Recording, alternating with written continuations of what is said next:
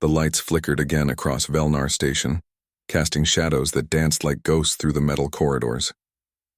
Commander Lyra Vanesh pressed her hand against the cold wall and felt the vibration of another impact.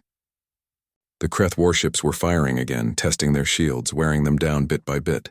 She checked her datapad and saw the numbers that haunted her dreams. Shield strength at 14%, power reserves critically low, medical supplies exhausted 3 days ago, no food shipments in 6 weeks. The station was dying and everyone knew it. Lyra walked through the main corridor where hundreds of refugees had made their temporary homes. They sat against the walls with blankets wrapped around their shoulders, their belongings stuffed into bags and crates. Children huddled close to their parents. The elderly stared at nothing with empty eyes. These were merchants and researchers, teachers and engineers, families who had fled from conflicts deeper in the galaxy. They came to Velnar Station because it was supposed to be safe. It was supposed to be neutral territory, protected by the Coalition of Free Worlds. But the Coalition abandoned them 3 weeks ago. Lyra remembered the message from Coalition Command. The words were burned into her memory. Velnar Station has been deemed strategically insignificant. All military assets are being withdrawn to defend core territories. We advise immediate evacuation. But there were no evacuation ships, no rescue fleet, just empty promises and political words that meant nothing when warships surrounded your home. The Kreth Dominion arrived 2 weeks after the Coalition left. 12 warships, including 2 massive battle cruisers that looked like metal fortresses floating in space. Their commander sent a simple message: surrender or die. Give up the station and everyone on it would become slaves. Refuse and they would blow the station apart and take whatever survived. Lyra refused. She was Tellurian, and her people had a saying, better to die standing than live on your knees. Her makeshift security force agreed. They were only 60 trained soldiers and another 100 volunteers who barely knew which end of a weapon to hold. Against 12 warships, they had no chance, but they fought anyway because it was the right thing to do.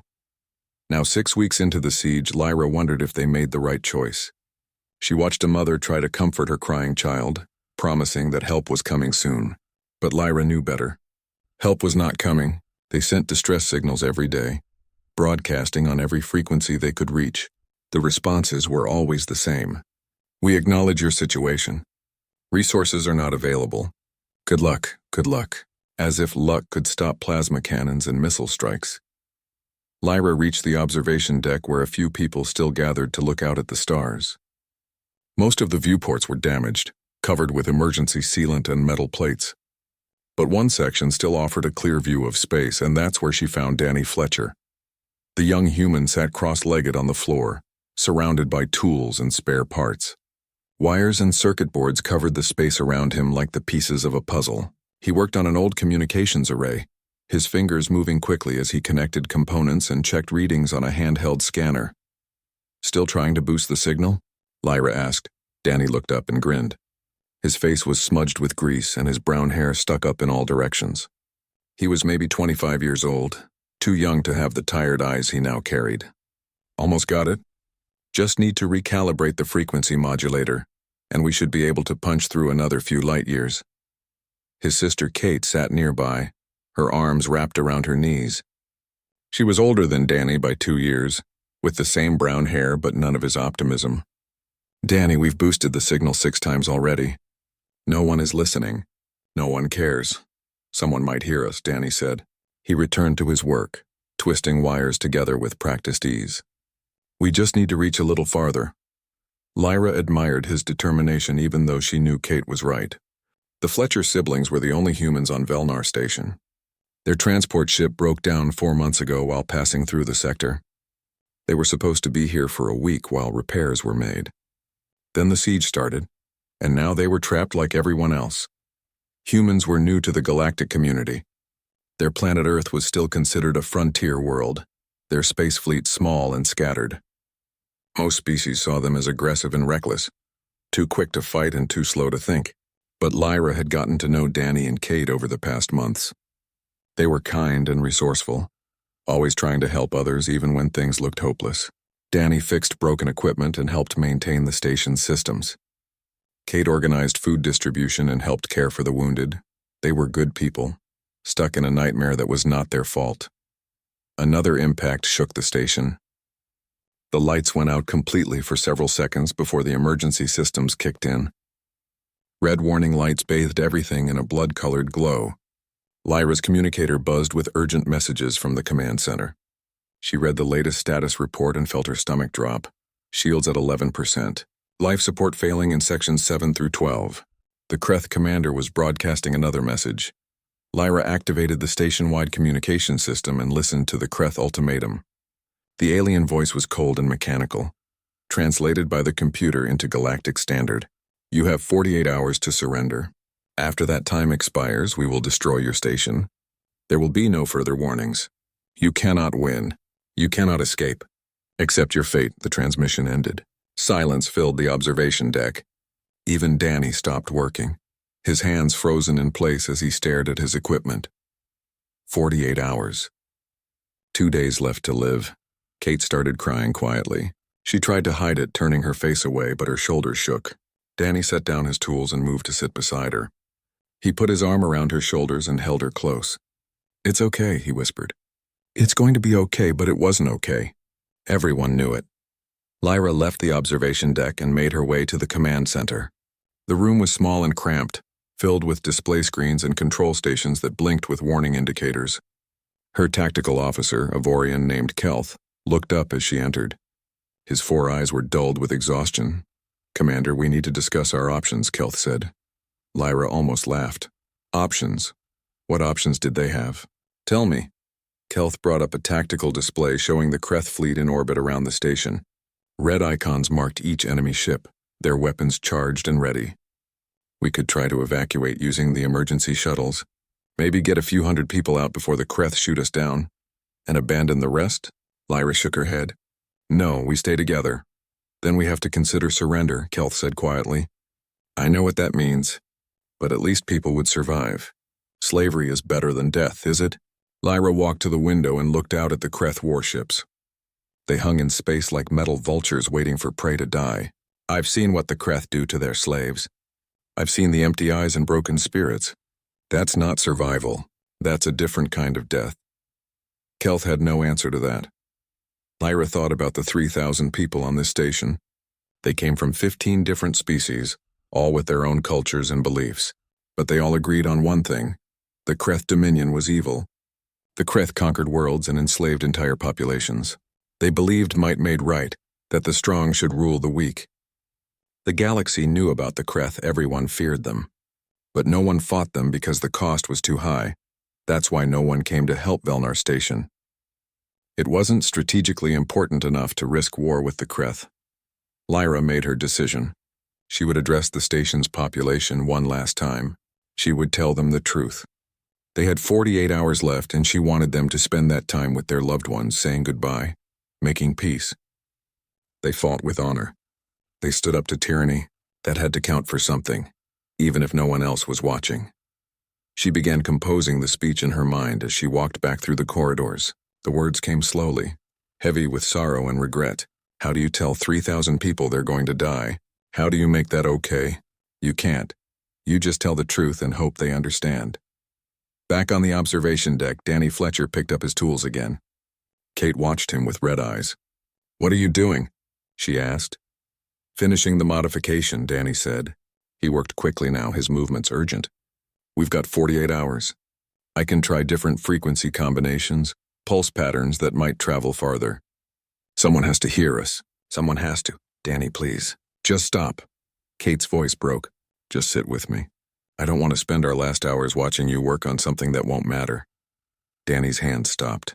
He looked at his sister, at the fear and sadness in her face. Then he looked at the communications array, at all the work he'd put into it over the past weeks. Every modification, every adjustment, every desperate attempt to reach someone, anyone who might help. He picked up the array and activated it. The device hummed to life, indicators blinking green. Danny made a few final adjustments to the frequency settings, pushing the signal range as far as the old equipment could manage. He sent out one more distress call, broadcasting on. The human warship Tempest dropped out of faster-than-light travel at the edge of the star system. Her engines cooled from the journey. releasing waves of heat that made the metal hull shimmer like a mirage. She was a heavy cruiser, one of Earth's newest designs, built with technology that made other species nervous. Her hull was covered in armor plating and weapon systems. Railguns lined her flanks like rows of teeth. Missile tubes clustered around her bow.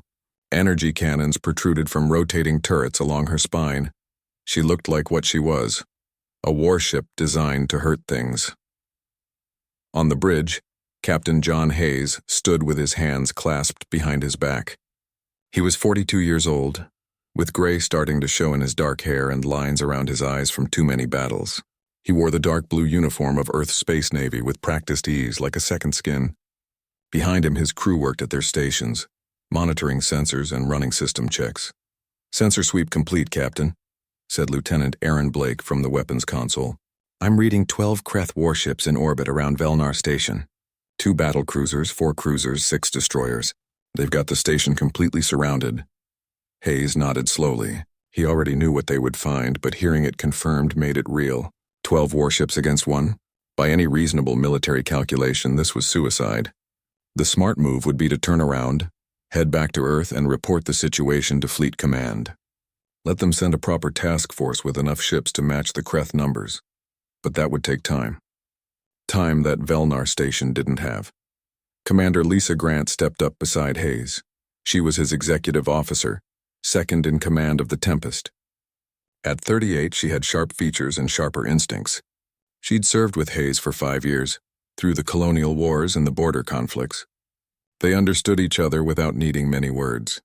"Thoughts?" Hayes asked her. Lisa pulled up a tactical display on her datapad. "The Kreth are in a standard blockade formation. They're confident, maybe overconfident. Their ships are spread out to cover all angles, but that also means they're not supporting each other as well as they could be. If we hit them fast and hard, we might cause some confusion." "Might," Hayes repeated. "What are our actual odds?" "About 30% chance of success," Lisa said. She didn't sugarcoat it. "That's being generous. We're outnumbered 12 to 1. Even if we take out 3 or 4 ships, the rest will eventually wear us down. We'll inflict casualties, but we probably won't survive." Hayes looked at the main view screen where Velnar Station appeared as a small dot in the distance. 3,000 people were there. Men, women, children. People who did nothing wrong except be in the wrong place when the Kreth decided to flex their muscles. They sent out a distress call and no one answered. The coalition abandoned them. The nearby systems ignored them. Everyone decided those 3,000 lives weren't worth the risk. But then Danny Fletcher got creative. Hayes pulled up the message they received 18 hours ago. The kid had somehow modified an ancient communications array to broadcast on frequencies that most modern ships didn't even monitor anymore. Old Earth frequencies from back when humans first started exploring space. The Tempest still had receivers tuned to those channels, a legacy system that no one bothered to remove. Pure luck that they were in range. Pure luck that someone on the communication team was bored enough to check the old channels. The message was desperate and simple. 3,000 civilians. 48 hours. No help coming. Please. Hayes played the message again, listening to the young human's voice crack with emotion. The kid knew it was hopeless, but he sent the signal anyway. One last try before the end. "Captain," said Aaron from Weapons, "I've run simulations. Even with optimal targeting and perfect execution, we can maybe take out 4 ships before they coordinate a response. After that, it's just a matter of how long we can stay alive." "What if we don't fight them straight up?" Hayes asked. "What if we make them think we're more than we are?" Lisa understood immediately. Electronic warfare. Make them see multiple ships instead of one. Exactly. Hayes turned to the communication station. "Get me Specialist Maya Torres from Cyber Warfare." A few minutes later, Maya Torres arrived on the bridge. She was 29, with dark hair pulled back in a tight bun and eyes that saw patterns in chaos. She was one of the best electronic warfare specialists in the fleet, capable of making computers do things their designers never imagined. "Captain," Maya said, "I need you to make one ship look like 8, Hayes told her. "Can you do that?" Maya thought about it for maybe 10 seconds. Then she smiled. "I can flood their sensors with ghost signatures, make it seem like we've got a whole squadron. The illusion won't hold up under close examination, but in the chaos of combat, they might believe it long enough for us to do some damage." How long do you need? Give me 2 hours to write the programs and test them. You have 1 hour, Hayes said. We're on a deadline. Maya nodded and left the bridge, already thinking through the code she would need to write. Hayes called a meeting with his senior officers in the briefing room.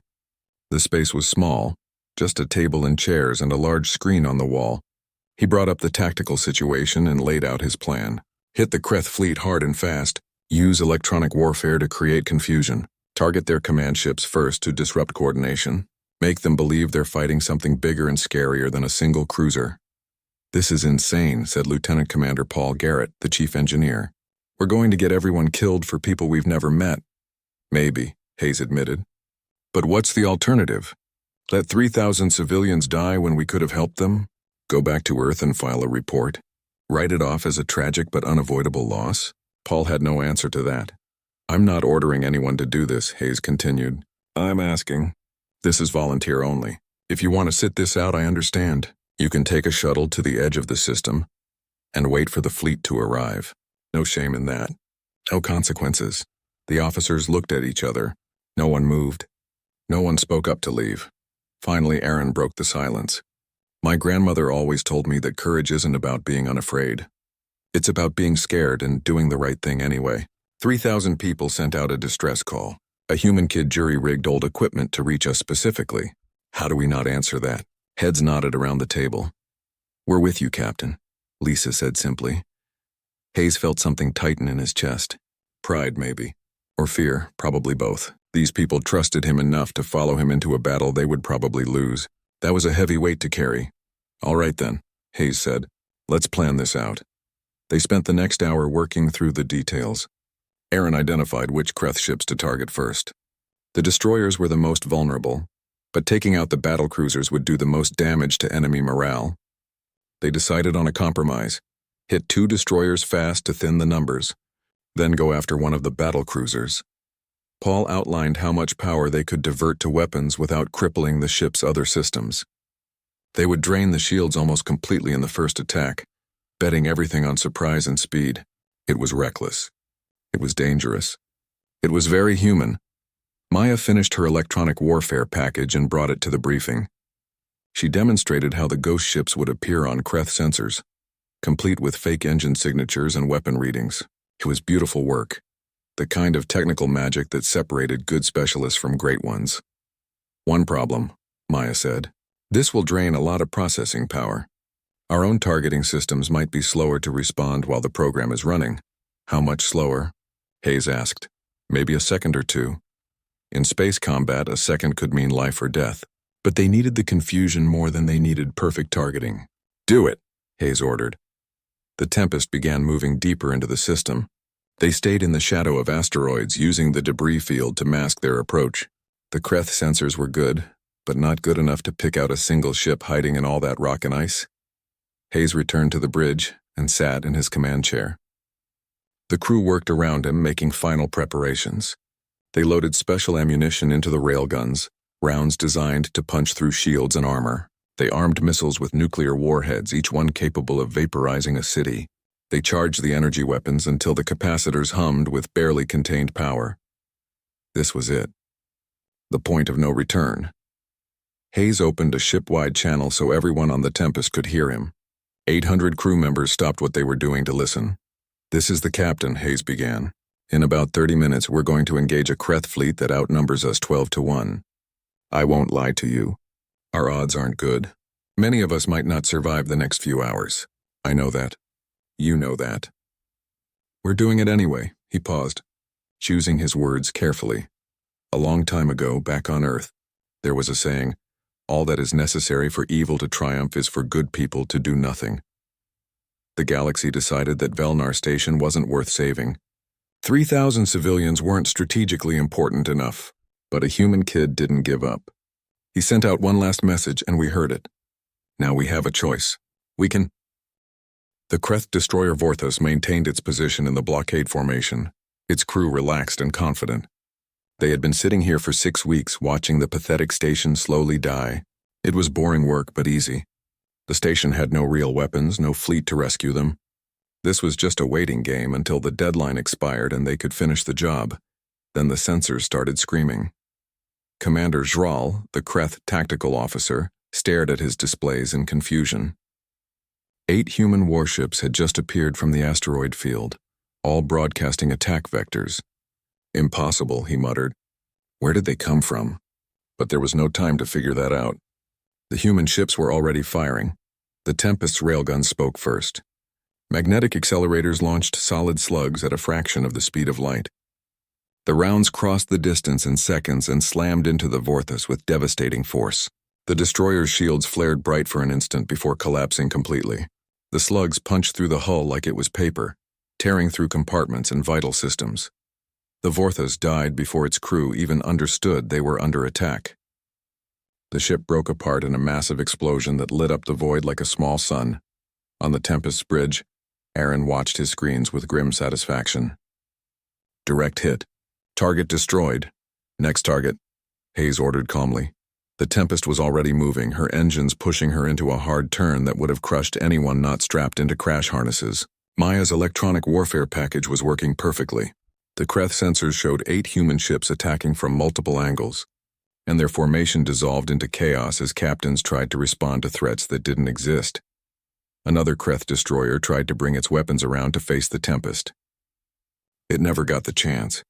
A spread of missiles leaped from the Tempest's launch tubes, their nuclear warheads armed and tracking. The Kreth ship's point defense systems tried to shoot them down, but there were too many coming too fast.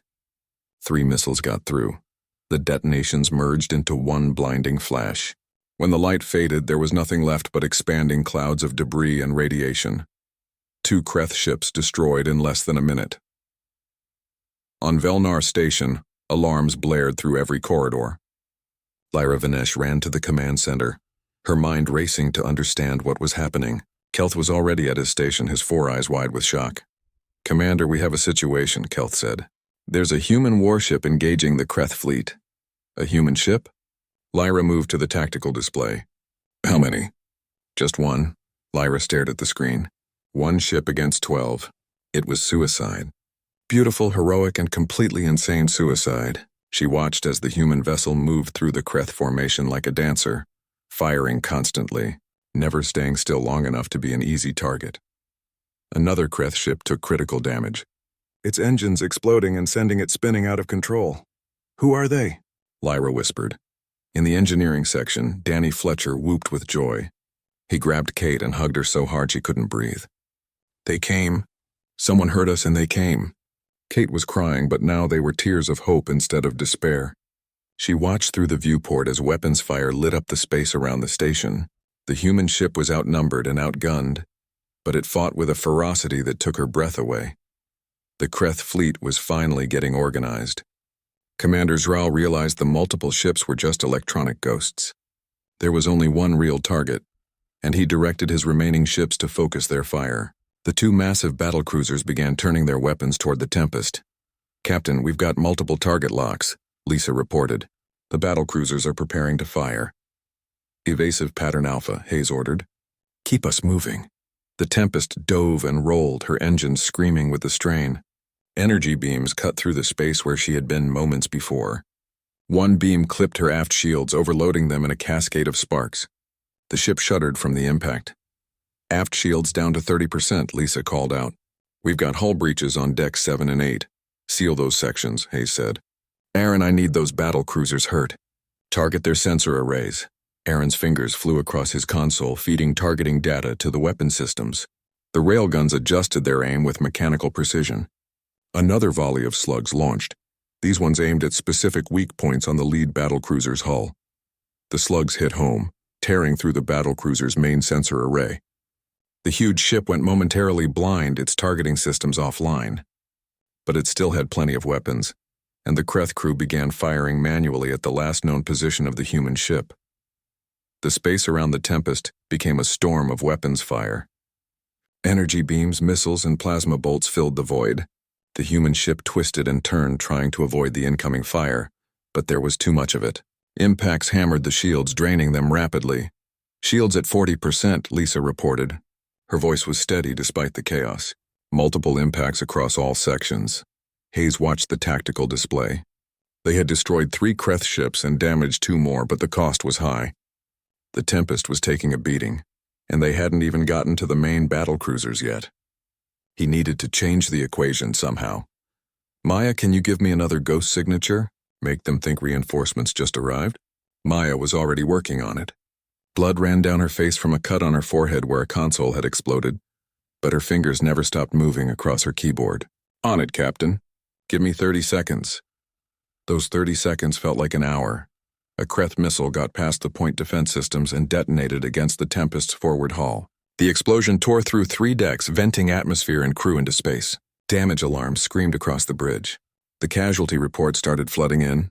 20 dead, 40 wounded. The numbers kept climbing. Ghost signatures deployed, Maya announced. On the Kreth ships, sensors suddenly showed another human warship dropping out of faster-than-light travel behind them. The Kreth captains panicked, splitting their attention between the real threat and the fake one. It only bought the Tempest a few seconds, but those seconds were enough. The Tempest lined up a shot on one of the smaller cruisers and unleashed everything. Railguns, missiles, and energy weapons fired as one. The Kreth ship's shields collapsed under the assault. The hull ruptured in multiple places. Secondary explosions ripped through its interior. The ship listed to one side, dead in space. 4 Kreth ships destroyed. 8 remaining, but the Tempest was dying too. Her hull was scarred with impacts. Fires burned in multiple sections. The crew fought to keep critical systems online while damage control teams raced to seal breaches and save the wounded. In engineering, Paul and his team worked miracles to keep the reactor stable, even as power fluctuations threatened to tear it apart. On Velnar Station, Lyra made a decision. The human ship had bought them time and hope, but now the humans were paying for it with their lives. She couldn't just stand by and watch. Kelth, get everyone to the weapon emplacements, Lyra ordered. Every single person who can hold a tool or fire a gun. We're going to help them. Commander, our weapons are practically useless against those ships, Kelth protested. I don't care, Lyra said firmly. We're not going to let them die alone. Move, word spread through the station. Civilians who had given up hope suddenly had purpose again. They rushed to the old defensive turrets that lined the station's hull. Danny Fletcher led a team of engineers to reroute power from non-essential systems. If they shut down everything except life support and weapons, they could get maybe 3 or 4 turrets operational. It wasn't much, but it was something. The Tempest came around for another attack run. Hayes knew they couldn't keep this up much longer. The ship was barely holding together. The crew was exhausted, but they had to keep fighting. For every minute they delayed the Kreth, that was 1 more minute the station's civilians stayed alive. Captain, we have weapons fire from the station, Lisa said with surprise. They're shooting at the Kreth fleet. Hayes allowed himself a small smile. Brave people. They saw someone fighting for them and decided to fight back. The station's weapons were old and weak, barely scratching the Kreth shields, but it was the thought that mattered. The battle continued to rage. The Tempest and Velnar Station against the remaining Kreth warships. It was still an impossible fight, but now it felt like they were fighting together. Humans and aliens.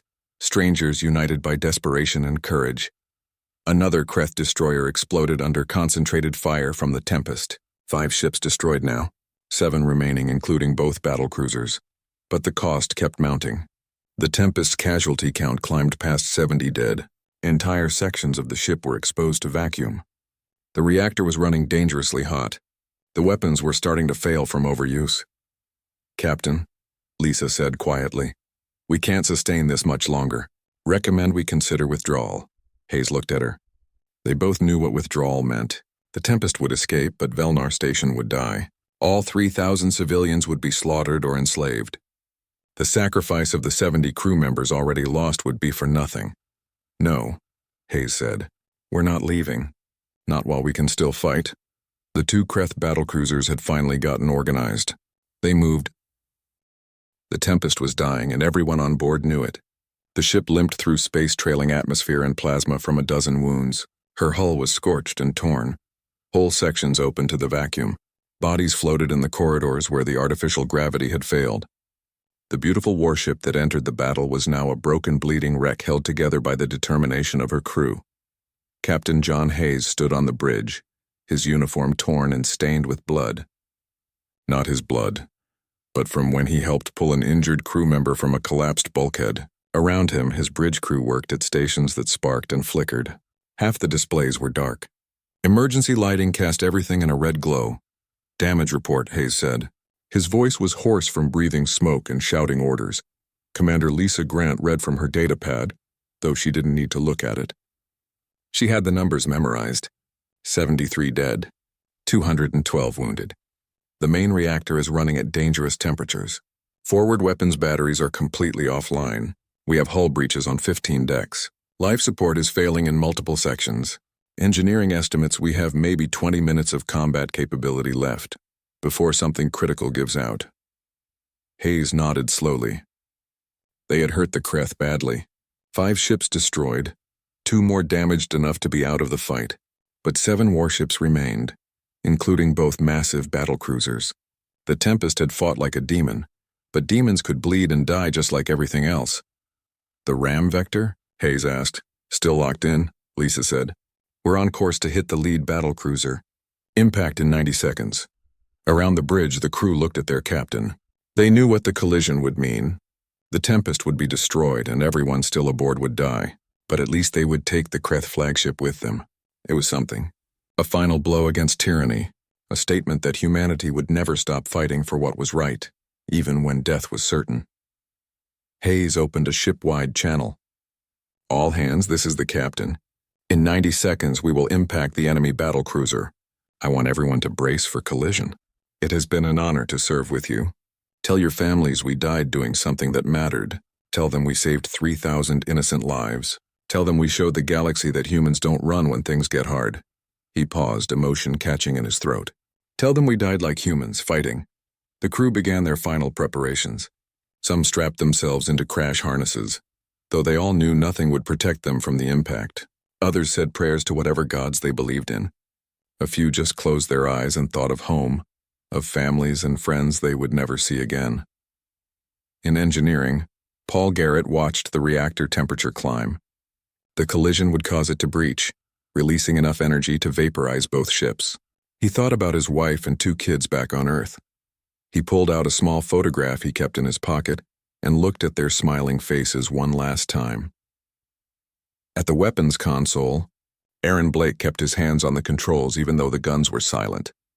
He was 27 years old, too young to die, but he made his peace with it. If he had to go, at least he went protecting people who couldn't protect themselves. Maya Torres sat at her station, blood still dripping from her forehead wound.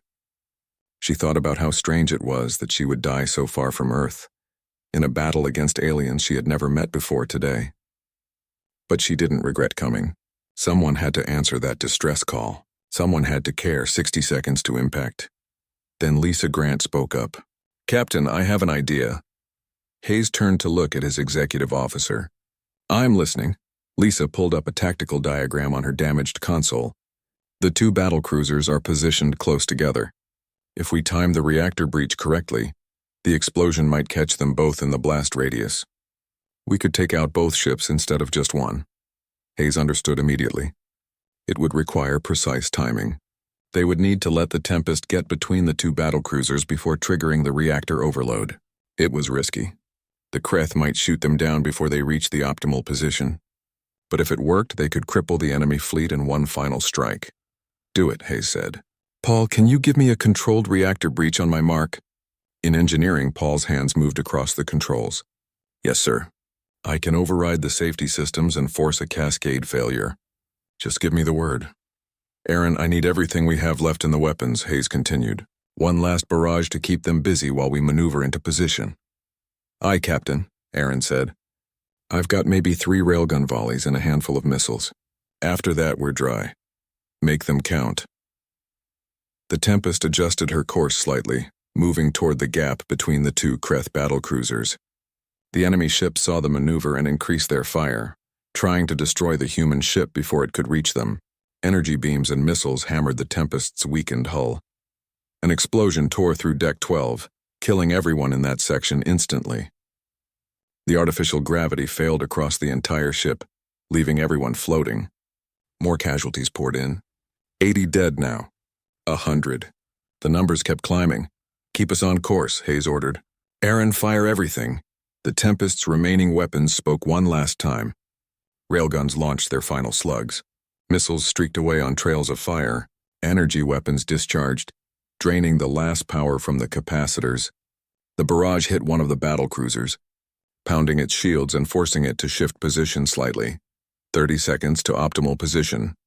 On Velnar Station, Lyra Vanesh watched the battle unfold with tears streaming down her face. The human ship was breaking apart, dying by inches, but still fighting. Still buying time, still protecting strangers who owed them nothing. "They're going to ram," Kelth said quietly. "They're going to sacrifice themselves." Lyra couldn't speak. She just nodded. Danny Fletcher stood at the viewport with Kate beside him. His eyes were red from crying. "They heard us," he whispered. "We sent out a message and they heard us. They came all this way just to help us." Kate squeezed his hand. "We need to remember them. All of them. Make sure their sacrifice means something." 20 seconds to optimal position. The Tempest pushed through the gap between the two battle cruisers. The Kreth ships fired from both sides, their weapons so close now that the crews could see the damage they inflicted. Hull plates peeled away. Internal explosions lit up the Tempest's interior. The ship was holding together through sheer willpower now, through the determination of her crew to complete this final mission. "We're in position," Lisa said. Hayes opened the channel to engineering. "Paul, trigger the breach." In engineering, Paul Garrett said a quiet goodbye to his family in the photograph. Then he pressed the override button. The reactor's safety systems disengaged. Containment fields began to collapse. The reaction inside the core went critical. "Breach initiated," Paul reported. His voice was calm. "Estimate 30 seconds to detonation." Hayes opened the ship-wide channel one last time. "All hands, it has been the greatest honor of my life to serve as your captain. We did something important today. We stood up when everyone else sat down. We fought when everyone else gave up. We proved that humans will always answer the call for help no matter the cost." He looked around the bridge at his crew. Lisa stood tall at her station. Aaron kept his hands on the weapons controls out of habit. Maya worked her console even though there was nothing left to do. They were all brave. They were all heroes. "See you on the other side," Hayes said softly. The reactor breach reached critical mass. For a brief instant, the Tempest's core became as hot as the center of a star. Then it exploded. The detonation was massive beyond description. A sphere of superheated plasma expanded outward at nearly the speed of light. The Tempest vaporized instantly, every atom torn apart and scattered into the void. The two Kreth battlecruisers had no time to react. The explosion engulfed them both, overwhelming their shields and melting through their hulls like wax. One battlecruiser broke apart immediately, its structure unable to withstand the thermal stress. The other lasted a few seconds longer before its own reactor detonated in a secondary explosion. Both ships and everyone aboard them ceased to exist. The shockwave expanded outward, hitting the remaining Kreth ships. 5 cruisers and destroyers took damage from the blast. Shields collapsed, systems overloaded. One destroyer lost control and started tumbling through space. On Velnar Station, the shockwave hit the already weakened shields. Danny's modifications held barely. The station shuddered but survived. When the sensors cleared, the tactical display showed a changed battlefield. 7 Kreth ships remained, but they were scattered and damaged. 2 were crippled and drifting. The others were in various states of disrepair. Most importantly, both battlecruisers were gone. The Tempest had taken them both out in her final moment. Commander Jral stared at his screens in shock. The human ship destroyed itself and took their 2 most powerful vessels with it. His fleet was in shambles. Half his ships were destroyed or disabled. The survivors were damaged and low on ammunition. And for what? A strategically insignificant station that the galaxy had already written off. Jral was a military officer, trained to calculate odds and make tactical. The rescue fleet arrived 4 days after the battle. Ships from a dozen different worlds dropped out of faster-than-light travel at the edge of the system. Coalition cruisers, merchant vessels converted to carry supplies, medical ships with their Red Cross symbols glowing against their white hulls. They came in response to the messages sent from Velnar Station, messages that described what happened when humanity answered a distress call. The fleet commanders were shocked by what they found. The debris field around the station was massive, filled with the remains of 7 Kreth warships and 1 human cruiser. The station itself showed signs of heavy damage but was still intact, still functioning. 3,000 civilians had survived a 6-week siege that everyone assumed would end in their deaths. Admiral Torvak, a Vorian officer commanding the rescue fleet, listened to Commander Lyra Vanesh's report with increasing disbelief. 1 human ship against 12 Kreth warships.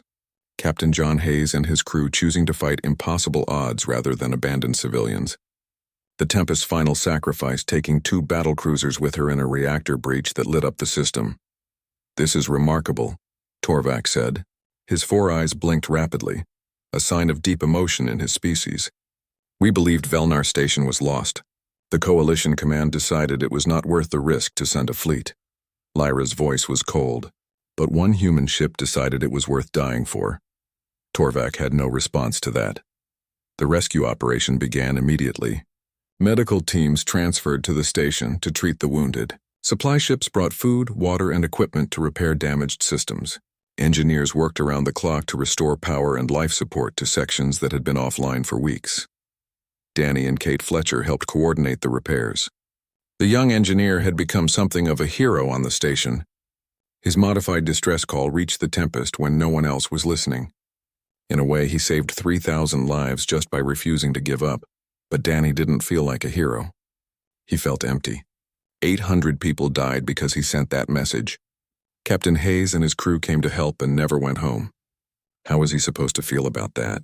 Kate found him in the engineering section one evening, staring at the communications array he had modified. "You can't blame yourself," she said. "Why not?" Danny's voice was bitter. "I sent the signal." The Tempest responded, "If I hadn't done that, those people would still be alive. And we would all be dead or enslaved," Kate reminded him. Danny, the Tempest's crew, made a choice. Captain Hayes knew the odds. They came anyway because it was the right thing to do. "That's not on you. That's on them choosing to be heroes." Danny wanted to believe her, but the guilt was heavy. A weight that pressed down on his chest and made it hard to breathe. Word of the battle spread across the galaxy faster than any ship could travel. The story was too dramatic, too shocking to keep quiet. 1 human warship against 12 Kreth vessels. 800 crew members giving their lives to save 3,000 civilians. The impossible victory and the ultimate sacrifice. Species that ignored Velnar Station's original distress calls suddenly wanted to talk about their bravery and sacrifice. Politicians who declared the station strategically insignificant now gave speeches praising the courage of those who defended it. The Coalition of Free Worlds held emergency sessions to discuss what the battle meant for their alliance. Some species were impressed by humanity's willingness to help strangers at such a high cost. Others were frightened by the aggressive tactics and the casual acceptance of self-destruction. The Tempest fought like nothing they had ever seen, breaking every rule of civilized warfare. Ramming enemy ships, triggering reactor breaches, using electronic warfare to create confusion and fear. It was terrifying. It was beautiful. It was very, very human. 6 months passed. Velnar Station was fully repaired and operational again. The refugees who survived the siege slowly returned to their normal lives, though none of them would ever forget those terrible weeks. The Coalition posted a permanent defense fleet to protect the station, finally giving it the strategic importance they should have recognized from the beginning. Commander Lyra Vanesh was promoted to captain and given command of a new cruiser. But before she took up her new position, she had one more duty to perform. She, along with 200 survivors from Velnar Station, boarded a transport ship bound for Earth. They traveled for 3 weeks across the vast distances of space, all of them united by a single purpose: to honor the dead. Earth was a beautiful world of blue oceans and green continents, wreathed in white clouds. The survivors gazed at it through viewports as their ship approached. This was where humanity came from, this small planet in an unremarkable star system. Hard to believe such fierce warriors and selfless heroes were born on such a peaceful-looking world. The ship landed at a spaceport near Earth's capital city. Lyra and the survivors were met by government officials and military officers in dress uniforms. But the ceremony was not here. It was at the memorial. The Tempest Memorial stood on a hill overlooking the ocean. It was made of black stone, polished until it reflected the sky like a dark mirror. 800 names were carved into the stone in letters of gold. Captain John Hayes, Commander Lisa Grant, Lieutenant Aaron Blake, Specialist Maya Torres. Every single member of the crew who died at Velnar Station. The human government organized a ceremony to honor the fallen. Thousands of people attended. Families of the crew members, military personnel, government officials, and ordinary citizens who wanted to pay their respects. The survivors from Velnar Station stood together near the front, each of them carrying flowers to place at the memorial. Speeches were given. The President of Earth spoke about sacrifice and duty. Military leaders praised the tactical brilliance of Captain Hayes and his crew, but Lyra barely heard any of it. She was thinking about that day, about watching the Tempest fight against impossible odds, about the moment the ship exploded in a flash of light that could be seen from the station. When it was her turn to speak, Lyra approached the podium. She looked out at the crowd of humans, at their faces filled with grief and pride. She thought about what she wanted to say, the words she had practiced for weeks during the journey to Earth. "I am Captain Lyra Vanesh of Velnar Station," she began. Her voice was steady, amplified by speakers so everyone could hear. "6 months ago, my people faced certain death. The Kreth Dominion laid siege to our home. They had 12 warships. We had nothing. The galaxy abandoned us. The Coalition declared us not worth saving. We sent distress calls every day, and every day we received the same response. No help is coming. Good luck." She paused, emotion threatening to overwhelm her. Then a young human engineer named Danny Fletcher modified an old communications array. He sent one more message on frequencies that most species don't even monitor anymore. One more desperate plea into the void. "And you heard us." Lyra looked at the memorial wall, at the names shining in gold letters. "Captain John Hayes and the crew of the Tempest heard us. They were outnumbered 12-1. They knew the odds. They knew they would probably die. They came anyway. Not because we were strategically important. Not because there was anything to gain. They came because people needed help, and that was enough." She saw people in the crowd crying, families holding each other, veterans standing at attention with tears on their faces. "I have spent 6 months trying to understand why they did it," Lyra continued. "In the galaxy I knew, ships don't fight impossible battles for strangers. Military commanders calculate costs and benefits. They weigh strategic value against potential losses. Captain Hayes didn't do any of that. He simply asked how fast his ship could reach us, and then he came like a storm, like a force of nature that nothing could stop." Lyra's voice grew stronger. "I want you to know what your people did. The Tempest fought with a ferocity I have never seen. She destroyed 5 Kreth warships and crippled 2 more. She used tactics that no one expected, breaking every rule of conventional warfare. When her weapons were exhausted and her hull was breached and her crew was dying, she still kept fighting. In her final moments, Captain Hayes positioned his ship between 2 Kreth battlecruisers and triggered a reactor breach. The explosion destroyed all 3 ships and saved everyone on Velnar Station." She wiped tears from her eyes. 800 people died so that 3,000 could live. That is the story of the Tempest. That is the story of humanity. When I was asked by a reporter what I learned from this experience, I told them that when the galaxy speaks of humanity, they use words like aggressive, reckless, and dangerous. Now I understand those words differently. Lyra pointed at the memorial. Humans are aggressive in defending those who cannot defend themselves. They are reckless with their own safety when others are in danger. And yes, they are dangerous, but only to those who would prey upon the helpless. I learned that when you send a distress call and humans hear it, they don't calculate odds or debate strategic value. They simply come, and when they arrive, they fight like a tempest, like thunder and fury given form. She stepped down from the podium and walked to the memorial wall. She placed her flowers at the base and touched the stone with her hand. Behind her, the 200 survivors from Velnar Station did the same.